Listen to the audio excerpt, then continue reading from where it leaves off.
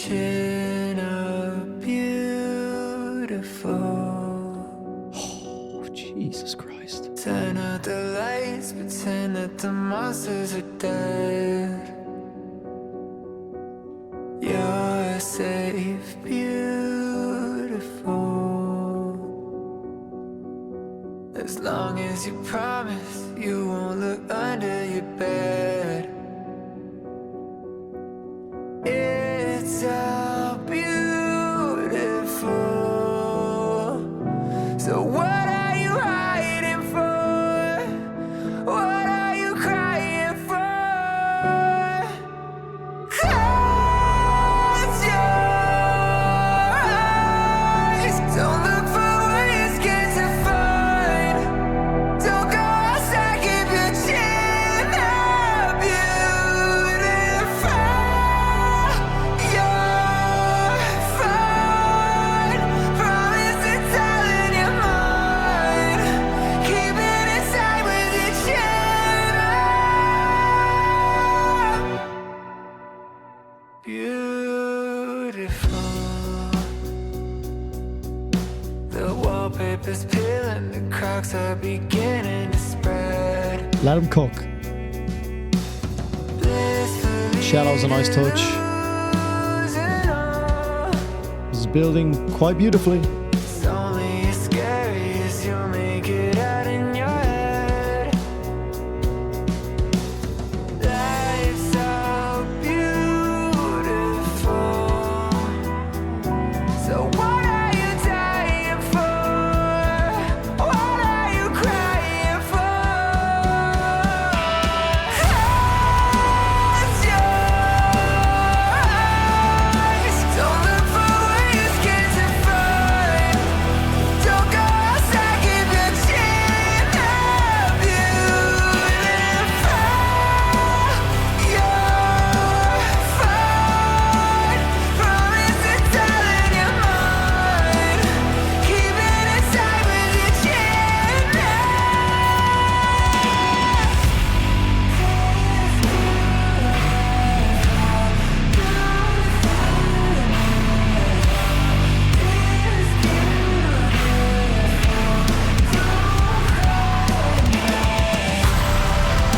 Cause everything's beautiful.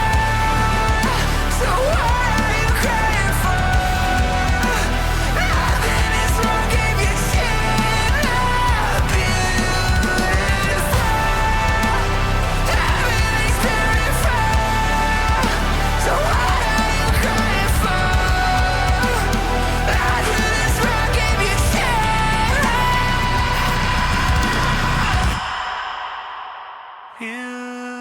Beautiful. I don't know what to make of this. Because, again, like I've been saying for this album,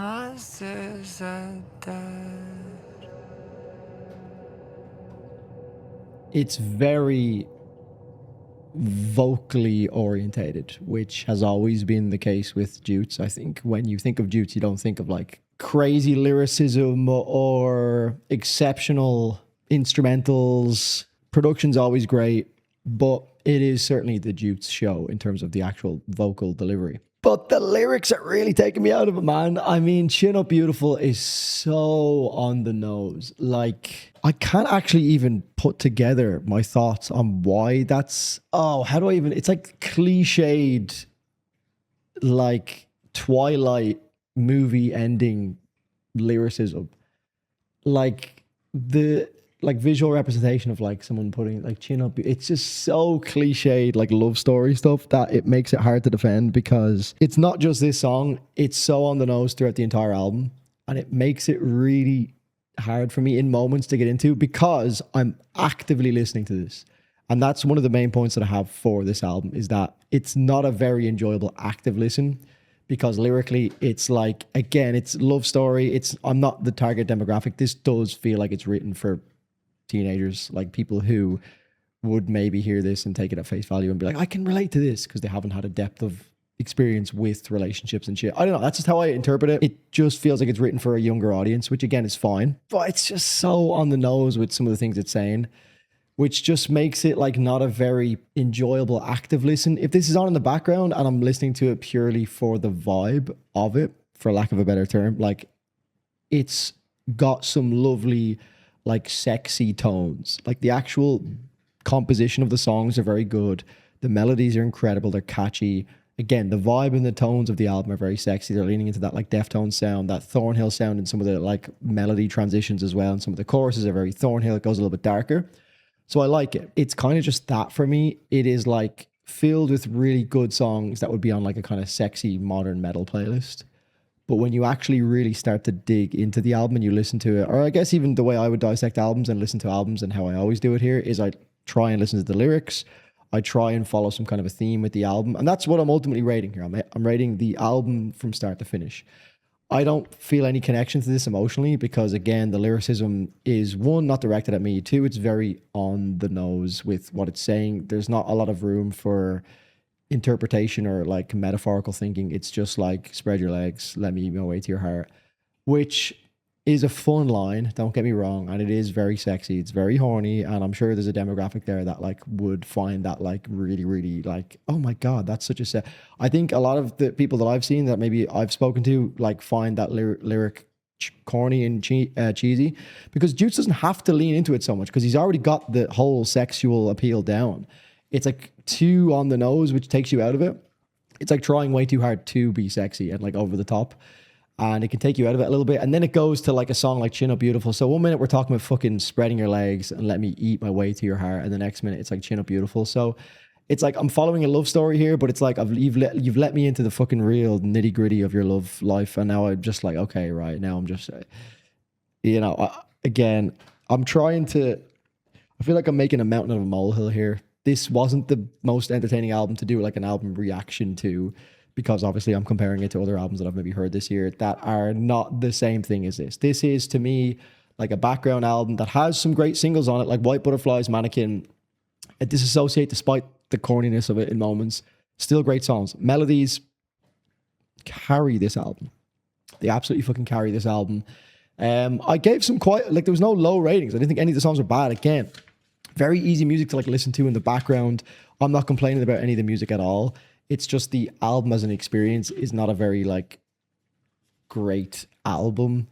But then again, he's churning out content. So I don't really expect it to be an album that's full of like metaphorical nuance and like deep, intricate lyricism. Like he put out a fucking 15 song album last year and then a 13 song album. Like people are smart, but like to be able to turn around that kind of like amount of content in a year, I'm not expecting it to be the deepest thing in the world. So it is what it is. The songs are great in isolation. Some of the songs are great in isolation.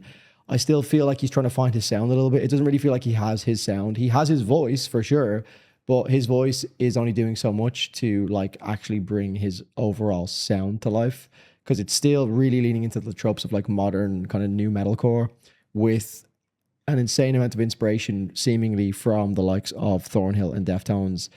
It's almost like so on the nose at points. Like even some of the Thornhill references are just like, okay, this could be a Thornhill song.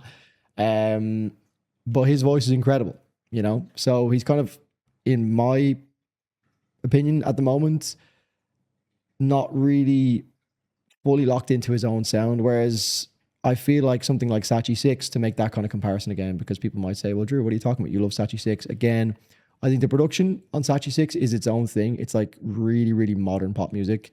The vocals are very R&B driven, which is kind of crazy. And also they have the scream vocals. But I think the main thing for Sachi 6 is the instrumentals for me are, you can hear that it's like an artist who's been listening to like metal music and thal music and is really dialed into the modern metal space that is creating the instrumentals. Whereas this album feels like Jutes is writing everything and then he just like hires a session band to record the instrumentals for it. And it's like based around building up his vocals as opposed to wanting to take like creative risks from a guitar standpoint and doing something really, really unique like Sachi 6 stuff, which of course Sachi 6 has its own inspiration and everything. It's inspired by a lot of like, I guess contemporary like R&B music.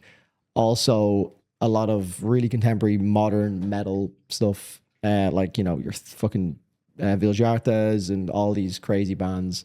But it just, the meshing of those two worlds seems so much more interesting to me. It's so much more fresh. Whereas this feels like it's kind of a good version of what we've already heard from Deftones and Thornhill. But again, he's just, I guess, still kind of finding his sound in a way, because I know the modern metal stuff is still quite new to him. I said this about his album last year. Like, the album last year is fun. I felt like some of the heavy moments kind of let it down slightly in ways, almost to the point where sometimes I wish he just wouldn't go into the heavy stuff, because it feels like it really waters down the product and it becomes real bland. But I guess it's very good, like, gateway modern metal music. This would be great to get someone into heavier music. So look, it's all good in the end. I'll go through my ratings. I was rating each track individually because I knew this would be a hard album to give a full rating for, because it's tough. It's like, I'm not really the audience, so I can't really look at it too objectively, because I kind of don't like the lyricism and the storyline. It feels too much about his personal relationship with Demi Lovato and like his personal life. It doesn't feel like he's using his experiences to create love stories that you can relate to. It just feels too on the nose with some of the lyrics, where it's like, okay, you're actually just talking about your experiences here, and it's kind of weird. I feel like I'm like a fly on the wall watching here. I feel like I'm Ian Gary in the corner watching this situation unfold. But Icarus is a great album intro. I love that song in isolation. It doesn't really feel like this big grandioso introduction to a storyline. It's just a good song. So much so that I think it's an 8.5. I've heard it a lot of times and I think it's really fucking good. I love the kind of like harmonic. I